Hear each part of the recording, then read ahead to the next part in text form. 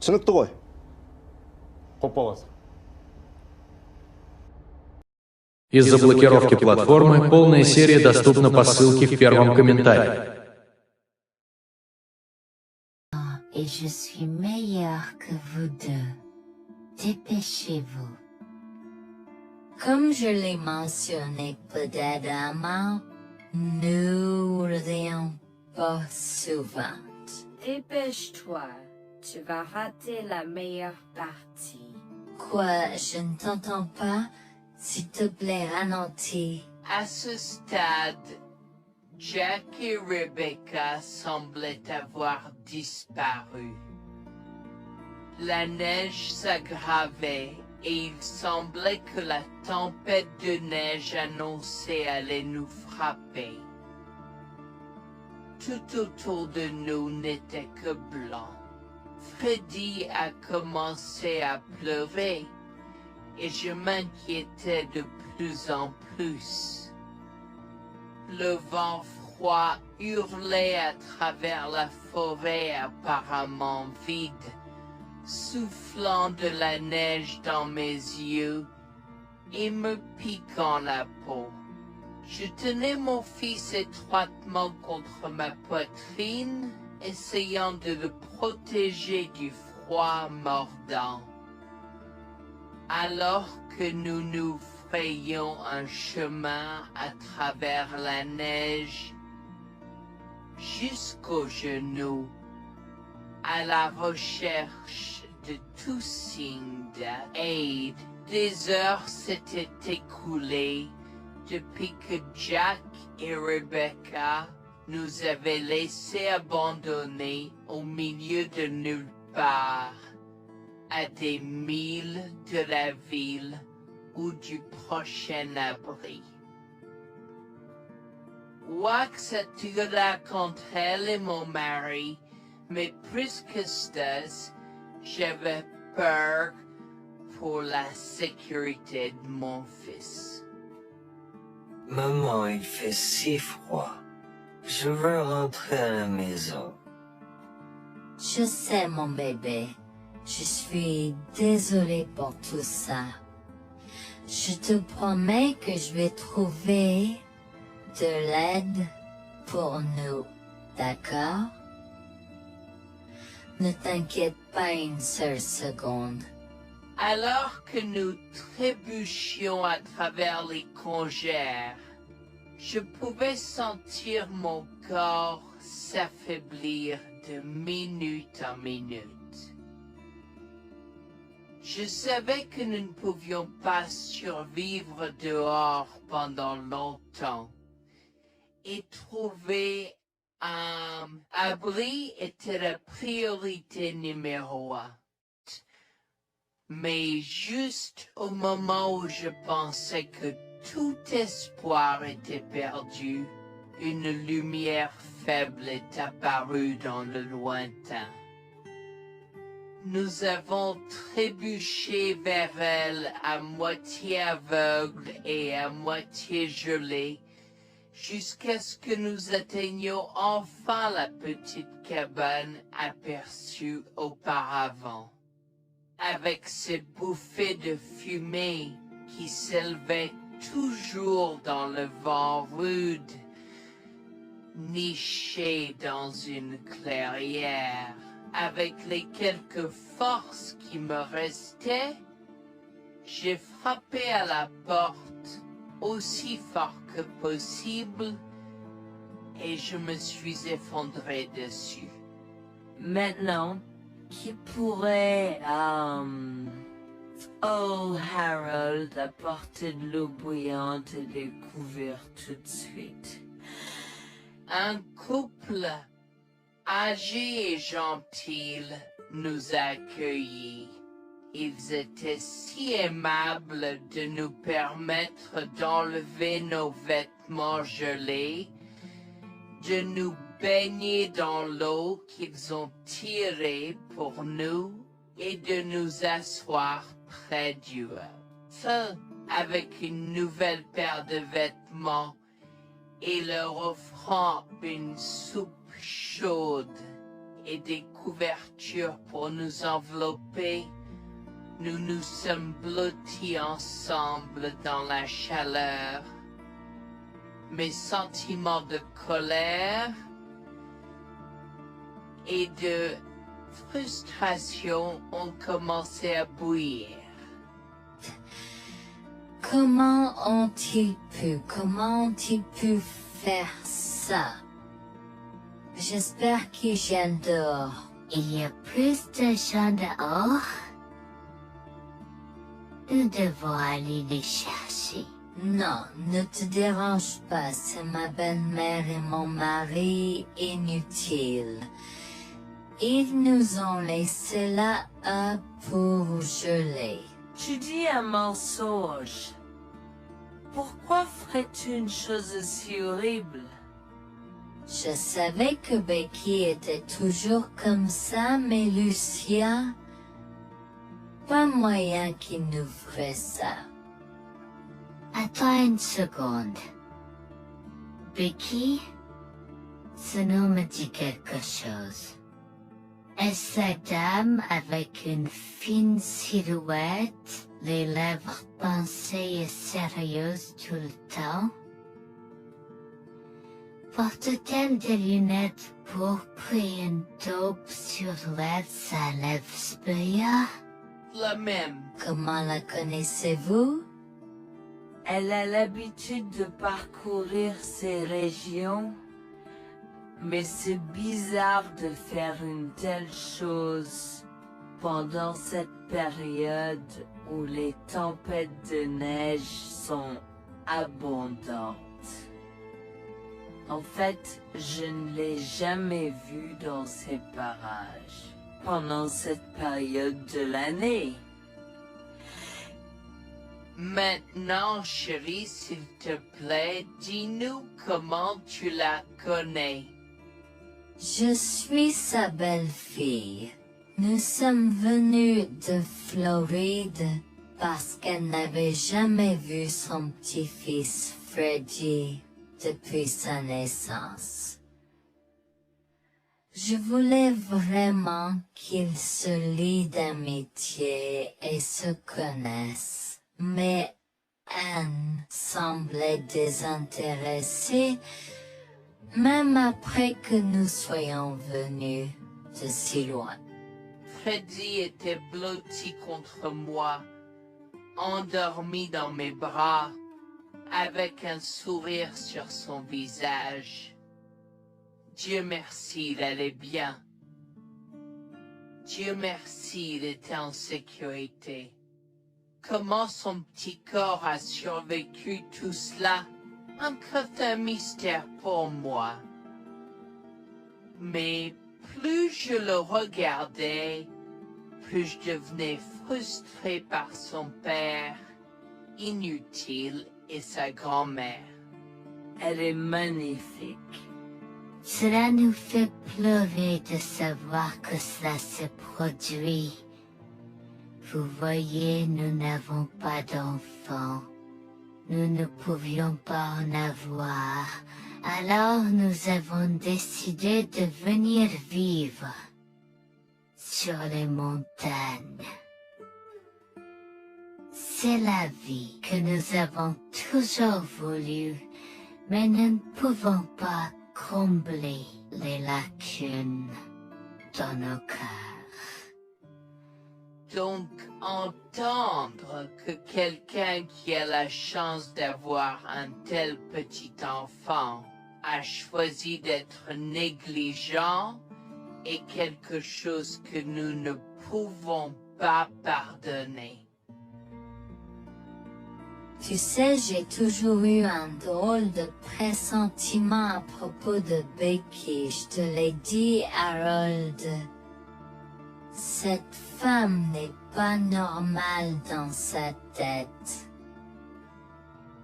J'ai crié après eux leur disant d'attendre pour nous, mais ils ont juste continué à aller de l'avant. Ils m'entendaient, mais ils choisissaient de ne pas m'écouter. Pourquoi aurait-il fait ça?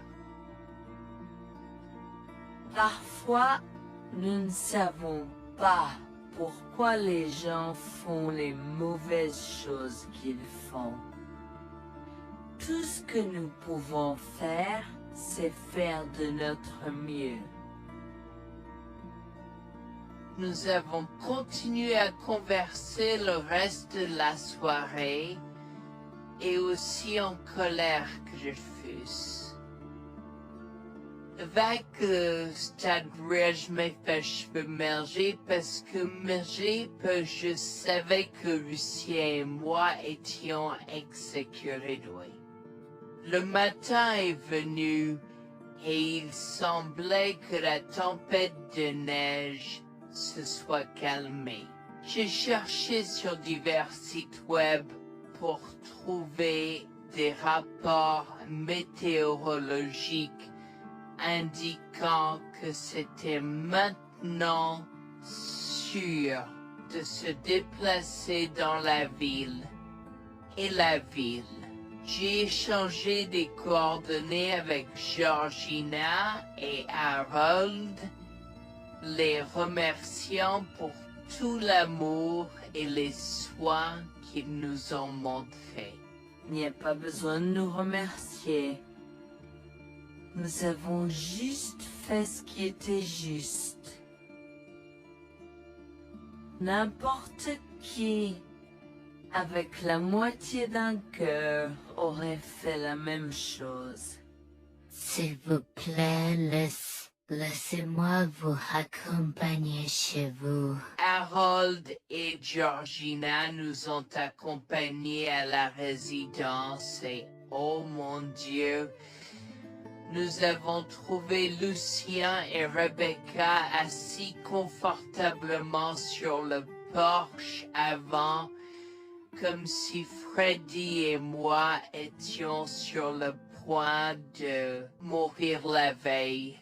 Je suis sorti de la voiture et j'ai commencé à perdre les pédales. Qu'est-ce qui ne va pas chez vous les gens? Comment pouvez-vous nous laisser là? Tu nous ralentissais et nous voulions voir la cascade gelée. Est-ce que tu plaisantes? Freddy aurait pu mourir la nuit dernière. Tu t'en fous, vous, Lucien? Pour être juste, tu aurais pu simplement rester à la maison si tu n'étais vraiment pas prêt pour cette aventure. Je jure devant Dieu, à ce moment-là, ma vision est devenue rouge. J'étais prêt à attaquer, à donner des coups de pied, à crier et à hurler pour que le monde entier entende à quel point ces gens étaient horribles. Non seulement ils nous ont laissés là, mais ils semblaient ne pas se soucier de ce qu'ils avaient fait. C'était presque comme s'ils essayaient de nous tuer.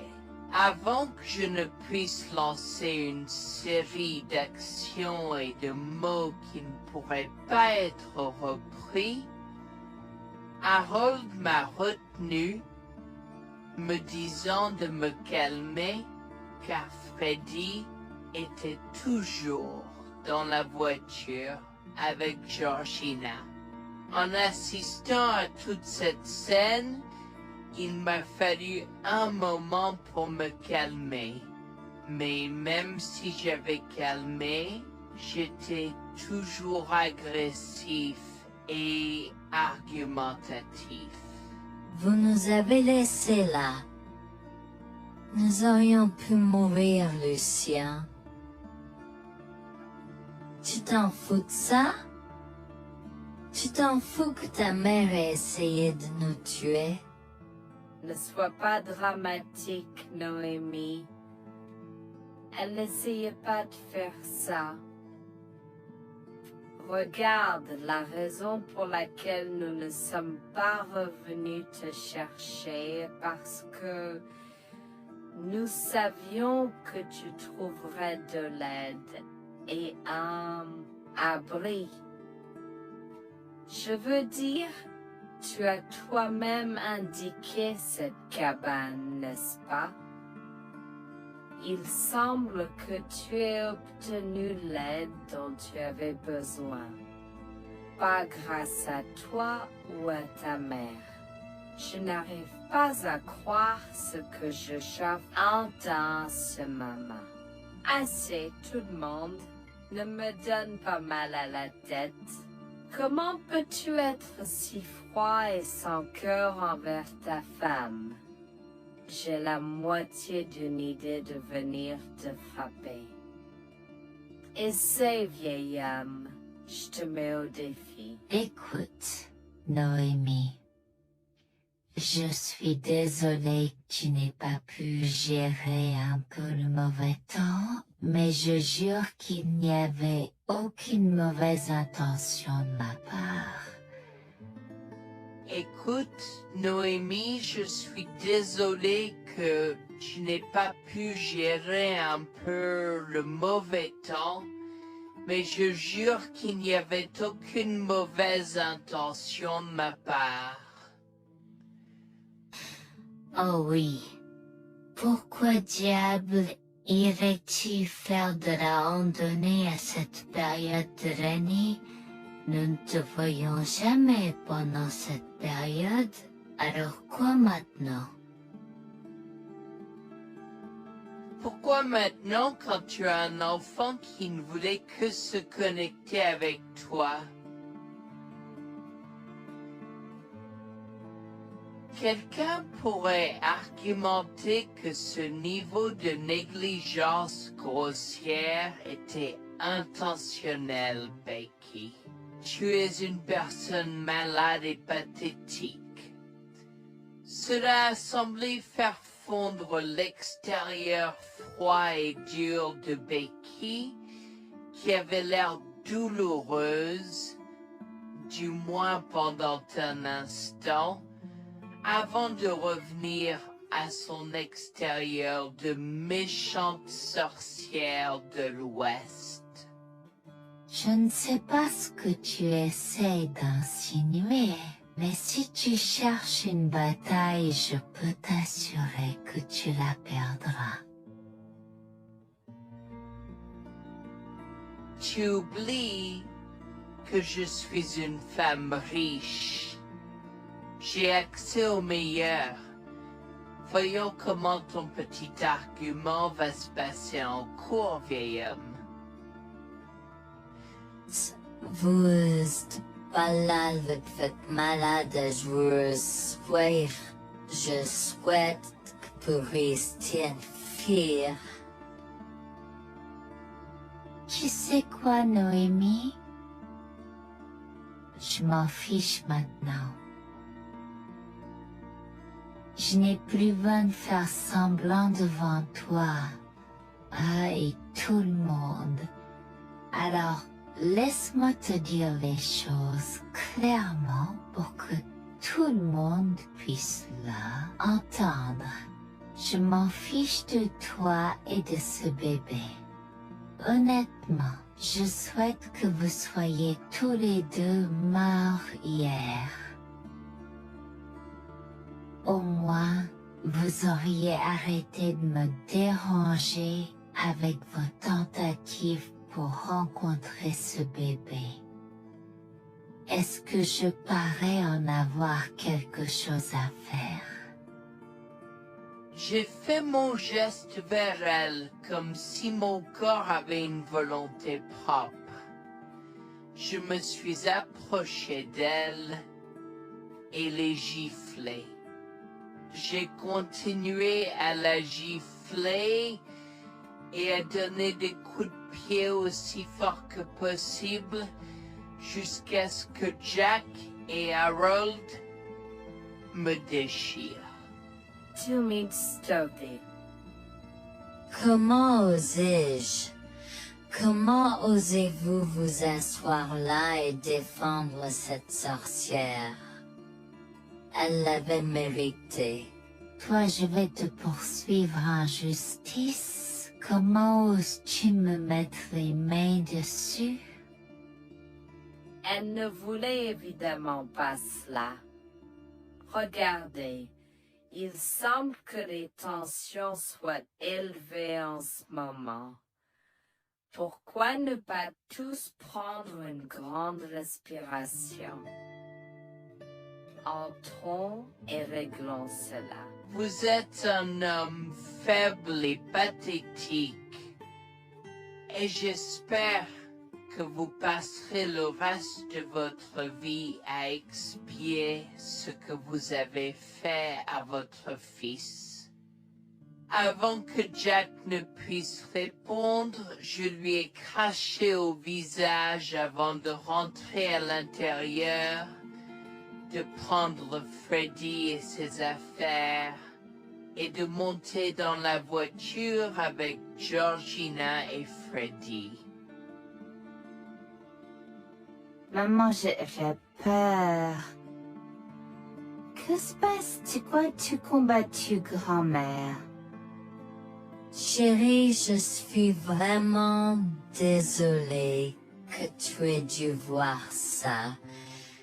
Les choses sont beaucoup plus compliquées ici et je ne veux pas te mentir. Mais je crains que tu ne sois un peu trop jeune pour comprendre. Mais pour l'instant, je suis désolée de devoir te dire que pour l'instant, il semble que grand-mère et papa ne veulent pas de nous ici. Nous ne pouvons pas être ici parce que papa et grand-mère ne sont pas très gentils et je ne veux pas que tu sois autour de personnes qui ne sont pas gentilles. Mais Georgina et Harold sont gentils, n'est-ce pas? Oui, j'aime Georgina et Harold. Harold et Georgina peuvent-ils être mes grands-parents? Oh mon Dieu, mon petit enfant, tu me fais pleurer. Bien sûr, je peux être ta grand-mère. Oh mon Dieu, mon petit enfant, tu me fais pleurer. Bien sûr, je peux être ta grand-mère. Je serai toujours ton ami et je te promets de prendre soin de toi si tu as besoin de moi. Harold a pris la voiture et nous a emmenés à un hôtel où nous avons pu nous reposer et nous remettre de nos émotions, mais malheureusement tout l'événement était un peu trop difficile à gérer. J'y avais très peur pour l'avenir pour Dieu, tant Freddy que moi, car cela signifiait le divorce. J'avais peur, Bertie, qu'ils obtiennent la garde de Freddy. Décidé de parler au gymnase et ses propos de la question une fois que Freddy s'était endormi. Que vais-je faire? Je vais aller en prison? Nonsense. Cette sorcière ne portera pas plainte. Et si elle le faisait? Elle ne le fera pas, car nous avons des preuves de sa conspiration pour commettre un meurtre. Comment? Nous sommes toujours préparés, chérie. Nous avons secrètement enregistré toutes les preuves. Maintenant, vous pouvez emporter cet enregistrement avec vous et l'utiliser contre votre mari et belle-mère au tribunal. Vous êtes des anges déguisés. Comment avez-vous fait ça? Quand? Comment? Chut, mon enfant, ne t'inquiète pas de tout ça. Écoute simplement l'enregistrement audio. Nous avons écouté et effectivement toutes les preuves avaient été enregistrées, y compris la partie où j'ai attaqué physiquement sa mère. Maintenant, ils vont me faire pour coups et blessures. Oh mon Dieu, pourquoi je fais ça? Maintenant, Bonjour, je m'appelle Jeanne et j'ai 37 ans. Je rédige ceci parce que l'année dernière a été très difficile pour moi et mon mari Jules. Nous avons beaucoup progressé depuis cet incident et je veux juste partager cette histoire pour aider quiconque pourrait se trouver dans une position similaire. Laissez-moi d'abord vous raconter comment j'ai rencontré mon mari, adorable. Tout a commencé de la manière la plus inattendue, dans un hôpital. Jules et moi nous sommes retrouvés à passer une longue nuit devant la salle d'urgence remplie d'inquiétude et incapables de partir. Jules était là parce que sa sœur avait eu un grave accident de voiture alors que ma mère a souffert d'une crise cardiaque. Dans cet espace partagé d'inquiétude et d'incertitude, nous avons trouvé du réconfort dans la présence de l'autre. Nous avons parlé facilement, découvrant un terrain d'entente et une compréhension réelle. Comme nous avons réalisé que cela prendrait un certain temps avant d'avoir des nouvelles des médecins, nous avons décidé de faire une pause et de prendre un café au café de l'hôpital. Nous ne savions pas que ces rencontres fortuites allaient changer nos vies à jamais. Au fur et à mesure que la nuit se transformait en aube, nous avons échangé des numéros avant de nous séparer à contre-séance. Pendant que la condition de ma mère se stabilisait et qu'elle commençait sa convalescence, la sœur de Jules faisait face à un voyage plus difficile. L'accident l'avait laissée avec de graves lésions de la moelle épinière et des blessures cérébrales, et elle était paralysée de la taille aux pieds. Jules était dévasté, partagé entre le soulagement qu'elle ait survécu et la tristesse face aux défis qu'elle allait maintenant affronter. Au cours des mois suivants, Jules et moi sommes restés en contact, nous nous soutenons émotionnellement pendant les convalescences de nos proches. Nos conversations ont progressivement changé, nous permettant de partager nos espoirs, nos rêves et nos peurs. Dans l'un de ces échanges sincères, Jules a eu le courage de m'inviter à prendre un café, un rappel significatif de l'endroit où notre connexion avait d'abord fleuri. Notre amour a grandi rapidement, alimenté par la fondation que nous avons construite pendant nos moments les plus sombres. Welfare vers la réalité de l'autre et avons avoir Cela n'a pas pris longtemps pour que nous réalisions que nous avions trouvé quelque chose de vraiment spécial. Après 2 ans de fréquentation, Jules m'a demandé en mariage. Avec une joie débordante, j'ai dit oui avec enthousiasme. Notre mariage était une petite et intime célébration, honorant l'amour qui est né de nos épreuves partagées. À ce moment-là, la sœur de Jules avait besoin de soins spécialisés, et il, étant le membre de la famille le plus proche, a pris la responsabilité. Cependant, il avait également besoin d'un travail temps plein pour gérer les factures qui s'accumulaient. Inquiète qu'il soit accablé, Jules a travaillé sans relâche pour subvenir aux besoins de sa sœur et de notre avenir ensemble. Un jour, je l'ai assis et l'ai rassuré en lui disant que nous étions une équipe faisant le défi de la vie ensemble. Chérie, j'ai besoin de te parler de quelque chose d'important. S'il te plaît, prends place. De quoi s'agit-il? Tu as l'air sérieuse, tout va bien? D'une certaine manière, non. Je t'ai vu lutter pendant un certain temps maintenant. Tu sais que tu peux me demander de l'aide, n'est-ce pas? Bien sûr que je le sais. Je ne veux juste pas t'imposer mes problèmes, tu sais. Mon chéri, nous sommes une équipe. Je veux que tu te souviennes toujours de ça. Nous faisons face aux défis de la vie ensemble et il n'y a rien d'individuel dans notre relation, seulement la nôtre. Je veux te soutenir, toi et ta sœur, de toutes les manières possibles. Cela signifie beaucoup pour moi, bébé. Tu as été incroyable tout au long de tout cela. Je ne sais pas ce que je ferais sans toi. C'est exactement pourquoi je voulais en parler. J'ai réfléchi à la prise en charge d'Abby et à l'impact que cela a sur ton travail. Et si nous envisageons de la placer dans une maison de retraite? Et avant que tu ne poses la question, je connais une bonne où ma grand-mère était vraiment heureuse. Elle a même préféré cela à vivre à Sameta. Je ne sais pas, je veux dire, c'est une décision importante et risquée à prendre. Je comprends, mais réfléchis, Greg. Cela permettrait de te trouver un meilleur emploi payant pour que nous puissions nous assurer qu'Abby reçoit les soins qu'elle mérite. Nous pouvons la visiter régulièrement et être toujours là pour elle. Mais cela soulagerait une partie de la charge sur tes épaules. Tu as raison. C'est un choix difficile, mais je fais confiance à ton jugement.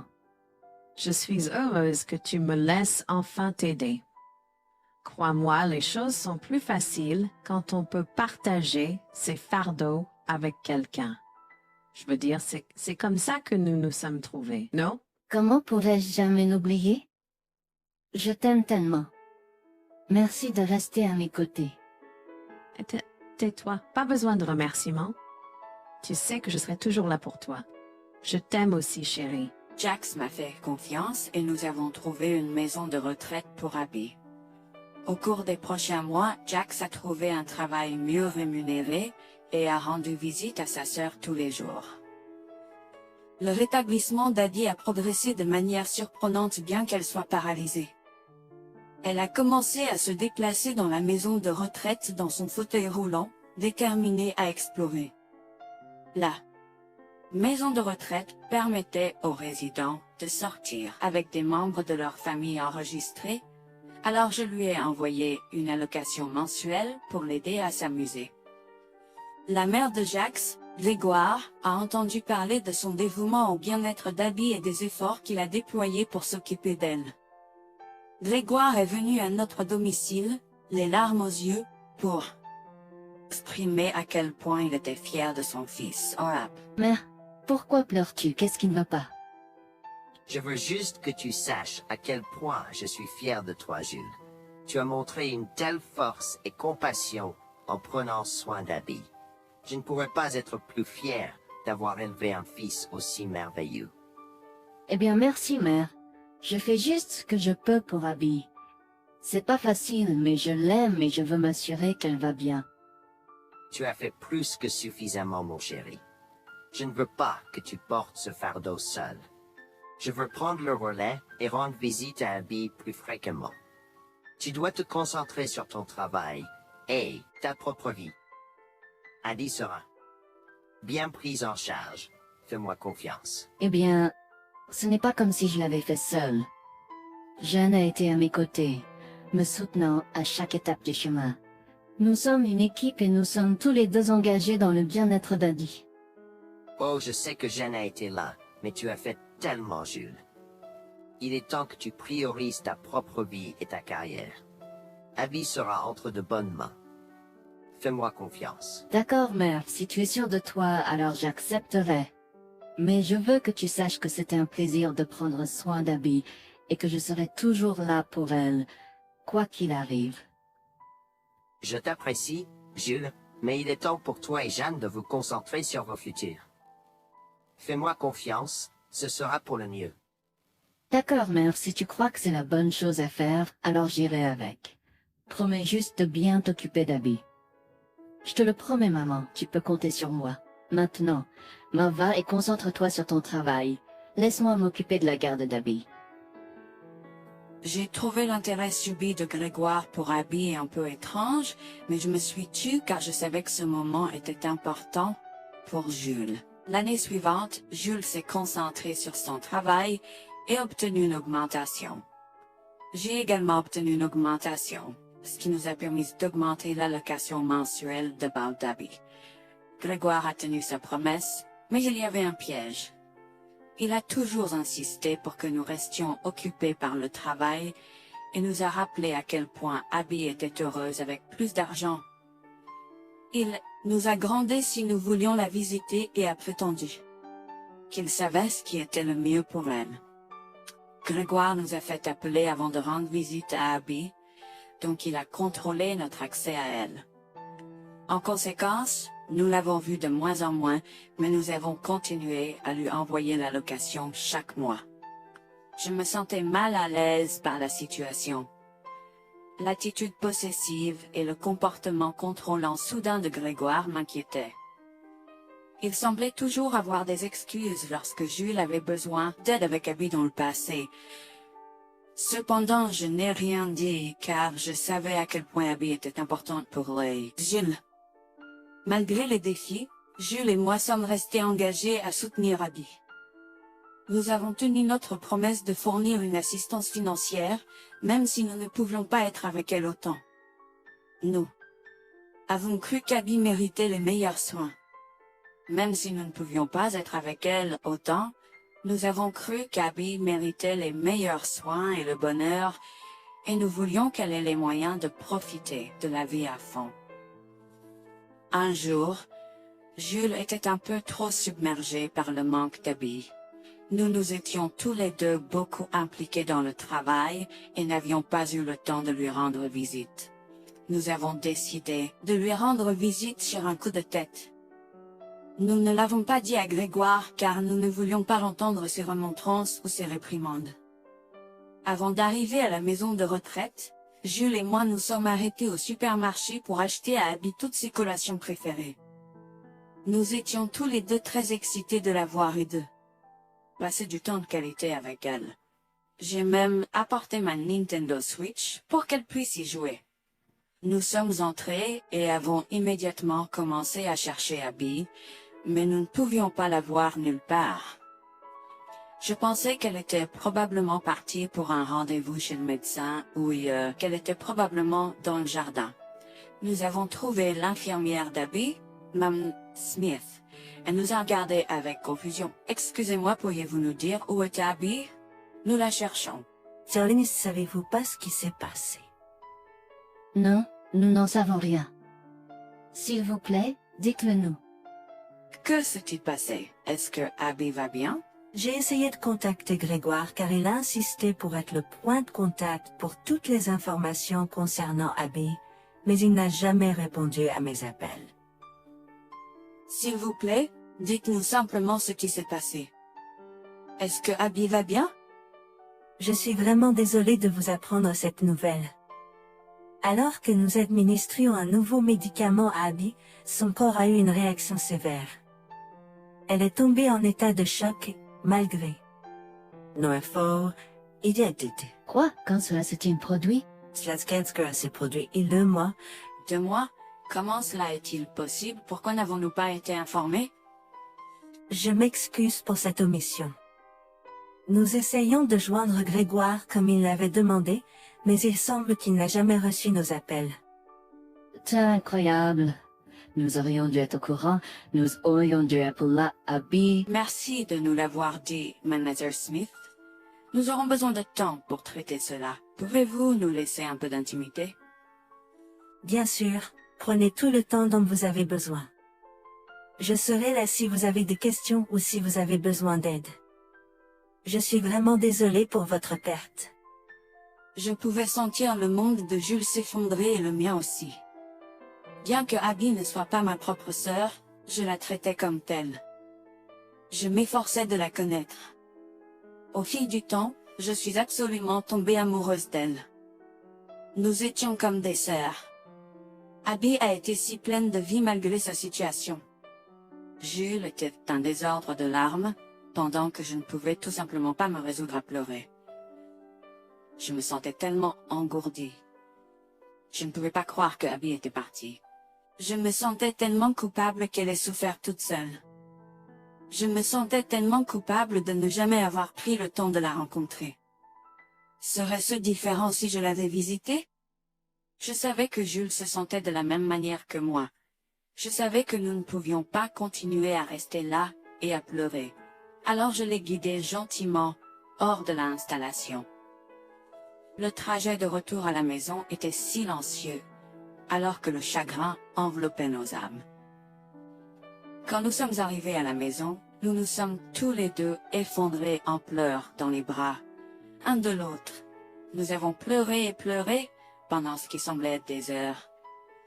Jules était furieux que nous n'ayons même pas pu dire au revoir à Abby. Je me sentais de la même façon.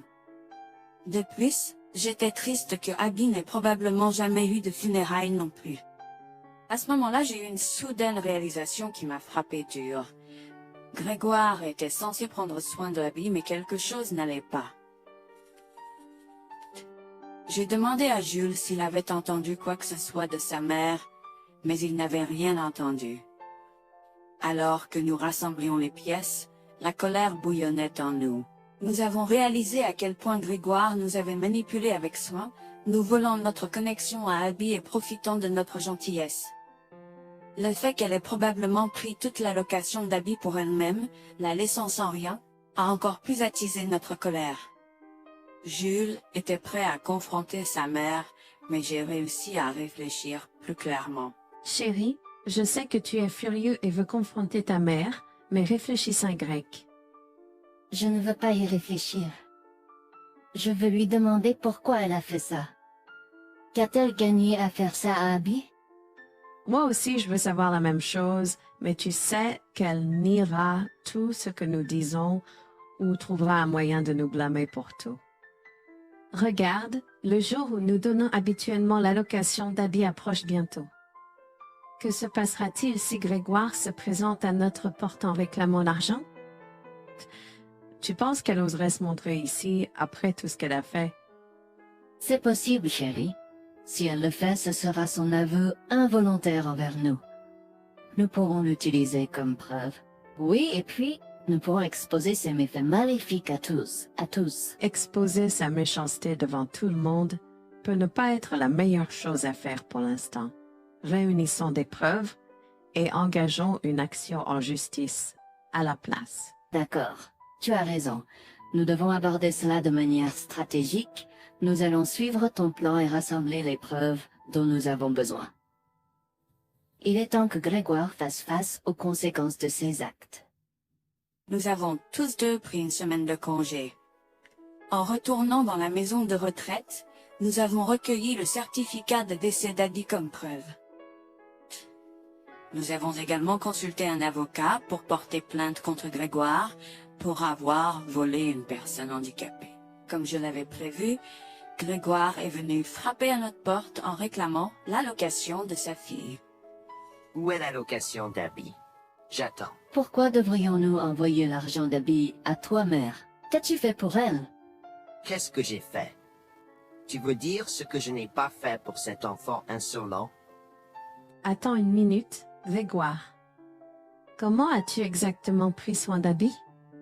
Je lui achète toute la nourriture qu'elle veut, et je réponds à tous ses caprices. Je m'assure même qu'elle prend ses médicaments quand je la visite. C'est génial.